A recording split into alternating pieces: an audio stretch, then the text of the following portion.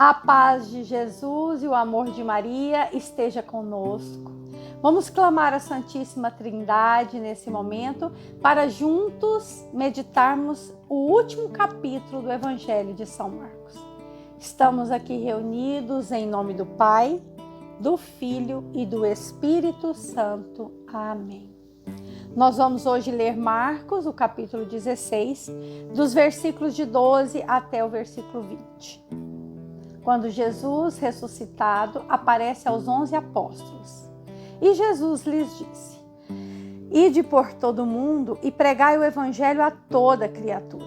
Quem crer e for batizado será salvo, mas quem não crer será condenado. E o Senhor cooperava com eles e confirmava sua palavra com os milagres que a acompanhavam. Palavra da salvação, glória a vós, Senhor. Nós vemos que o Evangelho de São Marcos, ele começou dizendo que todos iam até João Batista para confessar os seus pecados e serem batizados. João Batista, então, ele realizava o batismo da conversão e do arrependimento dos pecados. E agora aqui ele termina mostrando Jesus ressuscitado e dando a missão aos 11 apóstolos que ele escolheu para fundar a sua igreja. A ascensão do nosso Senhor Jesus Cristo aos céus, ela marca aqui o fim das aparições que ele se manifestou. Também está narrado em Atos, no capítulo 1, para que o Senhor pudesse reavivar a fé no coração daqueles apóstolos, dos discípulos que o seguiam. Esta fé que tinha sido sepultada com a morte de Jesus, sepultada pelo medo, pela insegurança, pela frustração. E aqui com essa ascensão do Senhor, esta fé é reavivada nos corações. E aí nós podemos refletir um pouco sobre o que é a fé. A fé não é um sentimento. A fé não é quando eu choro, eu arrepio. A fé, ela não é um sentimento, ela é uma atitude, ela é uma decisão, ela é um dom de Deus. A fé é a certeza daquilo que não se vê.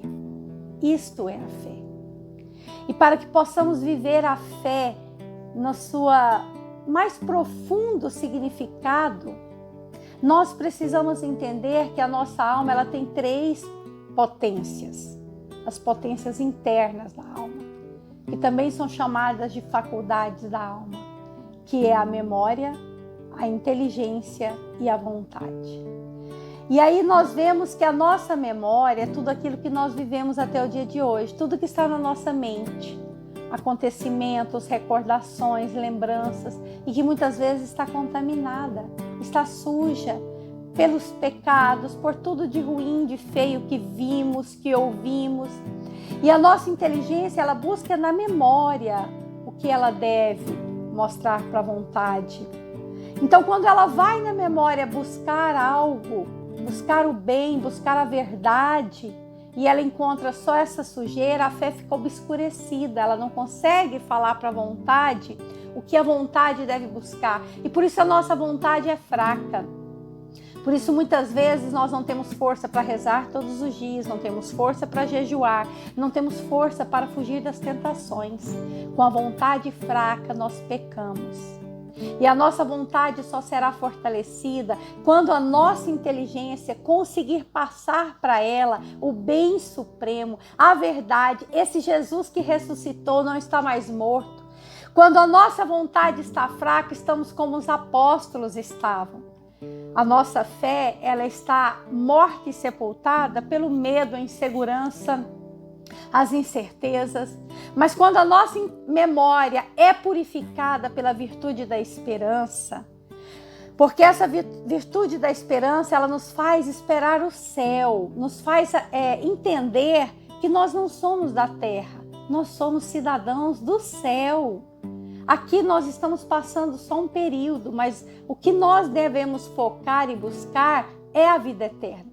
E quando a esperança, ela mostra e purifica a memória com essa certeza, aí a nossa memória fica purificada e a inteligência consegue buscar nas nossas mentes, na nossa mente, nos nossos pensamentos, a verdade que a vontade deve amar. É isso que diz lá em Romanos. Transformai-vos pela renovação da vossa mente. Transformai-vos todos os dias pela renovação dos vossos pensamentos. Os nossos pensamentos têm que estar aqui na ascensão do nosso Senhor. Nessa certeza de quando Jesus disse: quem crer e for batizado será salvo. É pela fé que seremos salvos.